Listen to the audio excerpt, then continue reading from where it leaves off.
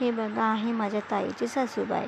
आता या बनणार आहे शेंगदाण्याची चटणी. त्यासाठी त्यांनी आता घेतलेलं आहे शेंगदाणे, लसूण, मिरची पावडर आणि त्यांनी तयारी केलेली आहे शेंगदाण्याच्या चटणीची.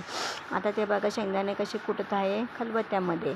आता शेंगदाणे बघा, आता ते जास्त बारीक करणार नाही आहे ते आणि मिरची पावडर घेतलेली आहे आणि त्यांनी एकदम म्हणजे असे बारीकही करायचे नाही, एकदम जाडी करायचे नाही, मीडियम असे शेंगदाणे कुटले आहेत. आणि त्याच्यात बघा त्यांनी आता जास्त लसूण घातलेला नाही आहे, थोडासाच लसूण शेंगदाण्याच्या चटणीसाठी घातलेला आहे.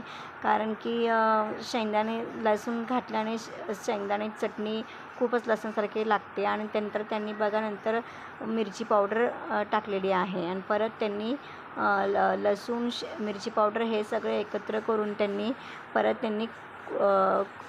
कुटलेलं आहे. नंतर त्यानंतर त्यांनी थोडंसं चवीपुरतं मीठ टाकलेलं आहे आणि परत कूट केलेलं आहे आणि बघा तयार झालेली आहे शेंगदाण्याची चटणी. आता बघू कशी झाली आहे चटणी. हे बघा आईंनी बघा त्यांनी कशी चटणी दाखवलेली आहे आणि बघा आता मी खाऊन बघते आता ही कशी आहे चटणी. चटणी खूपच तिखट आणि छान आहे चटणी आणि रेडी आहे. बघा आता मी प्लेटमध्ये काढलेली आहे शेंगदाण्याची चटणी.